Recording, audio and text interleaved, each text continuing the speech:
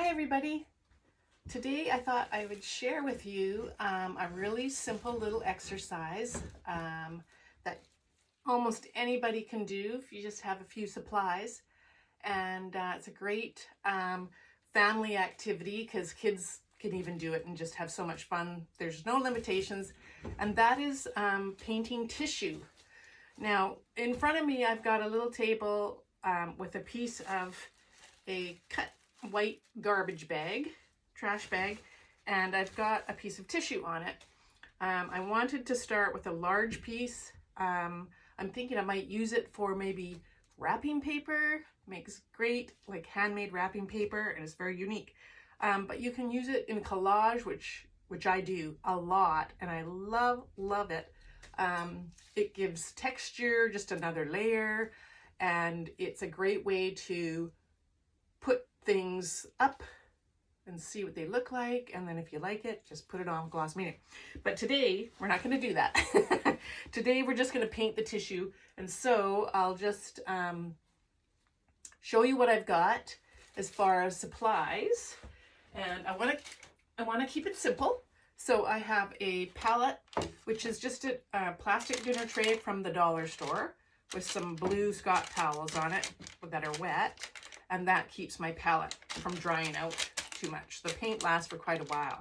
In fact, if you cover it with another tray, it can last for days.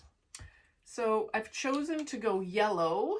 I like yellow, and I've mixed 3 yellows: Indian yellow, cad yellow, better look, cad yellow light, I think it is.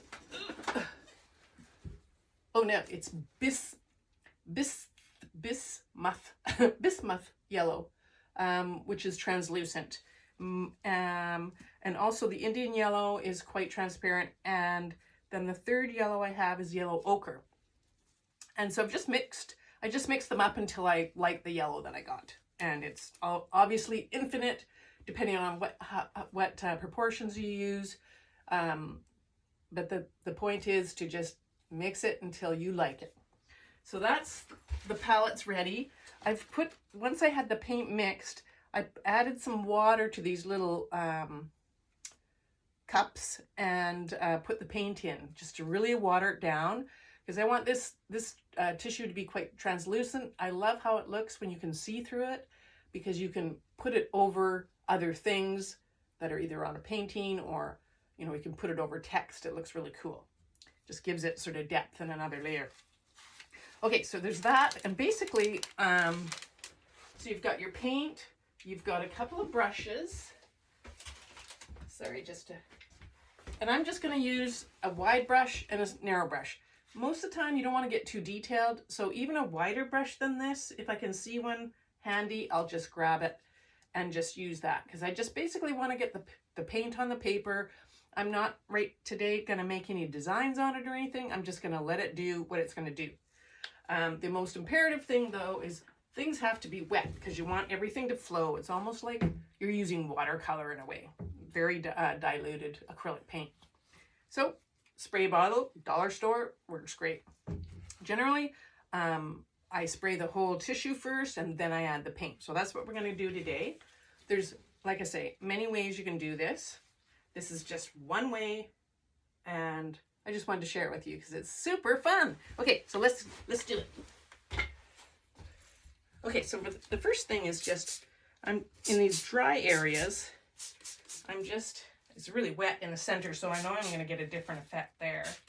I'm just going to saturate, not so it's dripping wet, but just so the tissue is damp to wet. You like it to be kind of to the point where it's shiny is, I guess, a good measuring stick. So you're going to keep this handy because you might need it again. And then I've got my palette, and I'm just looking for a bigger paintbrush because I don't want to be too fiddly. In fact, I'm going to take these cups and just start by pouring them on, and I'll either tilt the table or just use the brush to move them around. And then afterwards, you can, once you have that first color on, you can add another color and kind of see how that goes together. And I have quinacridone magenta, which is an amazing color, and it is a complements yellows quite nicely. So I might end up doing that, but okay, so here we go. And this is so fun, right? There's no expectation, limitation, anything. So that's the whole cup. And you can watch it, and the tissue naturally, because it's wet, creates these little wrinkles, and then the paint reacts to the wrinkles by settling in those wrinkles and spreading out. So it's pretty cool. So that was the three mixed together, and then this is more the Indian yellow, and the, actually I can't remember, doesn't matter. it's just a lighter yellow, but it may not make that much difference. Okay, so there's a little bit of a difference.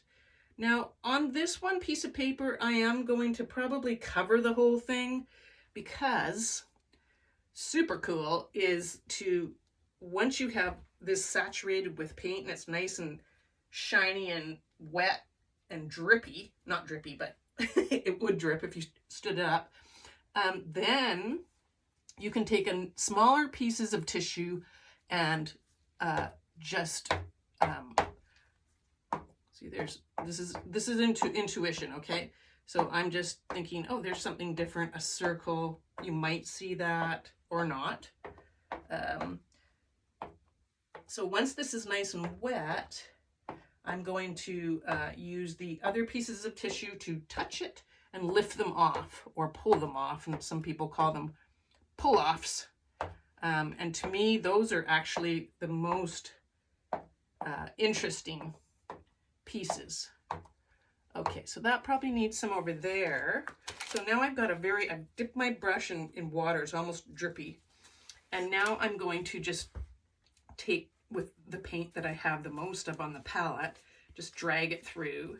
Again, I just want to cover this, and if it starts getting too dry, like if your tissue seems to be getting too agitated, when you put the brush on and things start moving around, you know that's probably a time to add some more water. But for now, I think I'm okay. I'll just be light-handed and try to get this as much as I can covered without, just disrupting the whole thing, which I just may do. I'm trying not to get it right to the edge, because I've got my new flooring is underneath, and it's still kind of dear because I haven't had it down that long. Different ways you can put it on. You can just press it on. You can use a sponge. You can use, just anything. Your imagination is only limited by, or you're only limited by your imagination. Okay, so it's really wet in the center. So you kind of can see, once you start looking at it, you kind of want the whole thing to be sort of uniform as far as the wetness goes, because you don't want some areas like drying and they won't work that well for the pull-offs. Now what I'm going to do is, actually, I've got some paint left on the palette. I'm going to remove these cups so they don't drop on the floor. And then I'm just going to spray the paint that's on here just to see if it'll drip off this palette, because I really like to use as much as I can. I'm just going to kind of mix it with the brush, and you see it running. So I'm just going to let it come down to the corner, and then just might as well use it. And if we don't use the whole thing, I can always just take whatever's left on here and just transfer it onto another surface. I usually keep a board handy, that I can just play around with, and just, it could be the start of something completely different. Okay, so that's pretty good. Now we got it right to the edge. I don't want it to drip off. Okay, so that's pretty good. I'm just gonna sort of look at the shininess of this now, and I'm going to spray it in a couple of places that are just starting to dry a little bit. Like usually around the edges is where it dries. So here's our water. Yeah, I can see in the light. You probably can't, I don't know, but so we're just gonna juice that up a little bit. Nice. Okay, so now I've got, so this is an example of unsaturated color because there's 3 colors mixed together, but they are mostly translucent with the exception of the yellow ochre. But now I'm going to come in with a completely saturated color, and I've chosen it's quinacridone magenta, and it is so yummy. So I just have a small brush because I'm using the brush to just basically, I just want to splash it around. So I'm just going to take a big blob, and it's not watered down. So this is all an experiment. Okay, so we got a few little areas. I don't know how this is going to work. It probably would have been better if it was wetter. So for now, I'm going to try and see what happens. Like if you just watch it for a moment and it's in a really wet spot, it starts moving. It starts to sort of bleed into the other paint because the other paint's wet. And just to help that along, I'm just going to add a bit of water to each one of these blobs. And you can either agitate it or you can just use gravity to move it around. There's all kinds of ways. You can even use, some people use a straw to push it, and you make some cool designs that way. Okay, so now you can see it's really wet, so hopefully I don't dump this onto my floor. Now when I tilt it, it's traveling in the place of least resistance, which is in those little crevices of the sorry, I have to tilt away from you, but of the tissue. And that in itself can look pretty cool. Let's go this way and see what we get. And it's good, when you're doing this kind of thing that's completely out of your control for the most part, it's good to not have too many hard and fast expectations. Just let it allow it to do what it wants to do. And sometimes, it's a disaster. And other times it's just super fun. Now that just dripped on a painting behind there, but that's okay. It's not finished. I'll just take it off. Maybe I'll just actually wipe it right off. That will stain it. Until the painting's finished, it's not completely dear. Okay, so now I'm not liking how the blobs are sort of staying there. So with a clean brush, this is wet, I'm just going to kind of drag it around and just to see what sort of movements I get. Do a big stroke, see what that gets. Yeah, so I kind of like, it's just like, oh, do I like that? Sometimes it's too late. If you don't like it, well, too bad. But this gives it a little more energy, I think, these large brush strokes. Okay, so I tend to be a fiddler, so if you are too, it's hard to break, I can relate. Okay, so I just added a bit more water, and I just want to see if this will move a little bit more. Oops. I'm in limited space. I have a 100 square foot studio space. Oh, there it goes on the floor. That I absolutely love, but it is limited. So, oh yeah, it's dripped all over here. I didn't realize it was coming over the edge. Okay, so it's okay. It went on the, and then the other thing you can do is just take the plastic, and because it's adhered to the plastic because it's wet, and just move it that way. Like that's kind of cool too. Kind of invites a bit of disaster, but it is good to have a completely place that doesn't matter if it gets a whole bunch of paint on it. Like once I start getting paint on my new floor, then I won't care so much.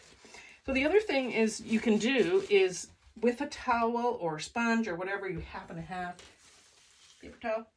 I like these Blue Scott towels because they're so absorbent, and just make a little scrunch and put it in a dark spot or a really wet spot. Let's start with that.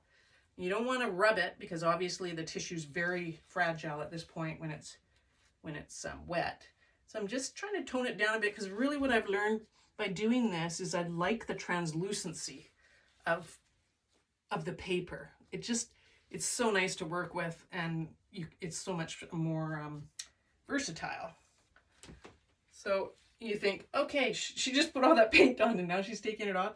Well, that's kind of how it goes. And if you're worried about being dear about supplies, either use cheaper quality paints like this. You could, for sure, because you're going to seal it in. If you do put it on a painting, you're going to seal it in with gloss medium, which is archival.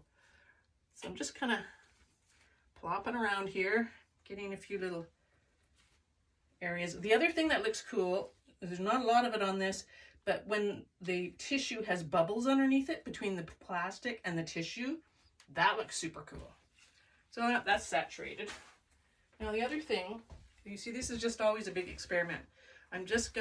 This is really wet in the center, so I'm gonna try it right here, and I'm just gonna roll my towel and see what you get.